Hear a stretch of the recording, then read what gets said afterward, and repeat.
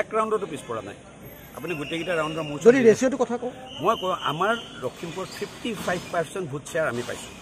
আৰু 37% vote share পাইছে কংগ্ৰেছ পাৰ্টীয়ে 18% ভোট শ্বেয়াৰ গেপ আছে গতিকে আমি যথেষ্ট আশা কৰা মতে ৰিজাল্ট হৈছে প্ৰথম কেইবাটাও ৰাউণ্ডত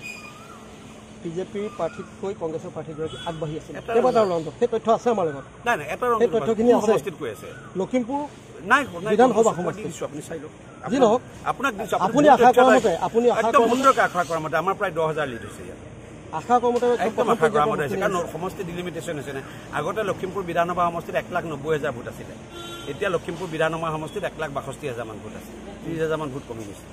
সেই বস্তুটো আপুনি চাব লাগিব আৰু মোৰ 1 লাখ ভোট ওলাই গৈছে নতুনকৈ মোৰ তাত 80,000 ভোট সোমাইছে গতিকে মোৰ ওলাই যোৱা 1 লাখ ভোট য'ত ওলাই গৈছে তাত মই চাইছোঁ সেইখিনি জেগাত আমি প্ৰায় 15-20,000 লিড কৰিছোঁ তেলাহী যদি নাওবৈচা সমষ্টিলৈ আমি যাওঁ নাওবৈচা যিহেতু আপোনাৰ নিয়াৰবাই এটা কনষ্টিটুৱেঞ্চি হয় ভোটৰ বিন্যাসটো আমি কোনোমতে উদ্ধাৰ অলপ কৰিছোঁ সেইবিলাক 30,000ৰ পিছ পৰি থকা সমষ্টি 6,000লৈ আনিছোঁ যে আপোনালোকে ধন্যবাদে দিব লাগে খিলঞ্জীয়া ব্যক্তি হিচাপে ভাল ফলাফল আপুনি ধন্যবাদ দিয়ক না যিটোত আমি 30,000 বেক আছিলোঁ তাত আমি 6,000লৈকে আহিছোঁ সেইটো আমি গেপ ফিল আপ কৰি দিম বিধানসভাত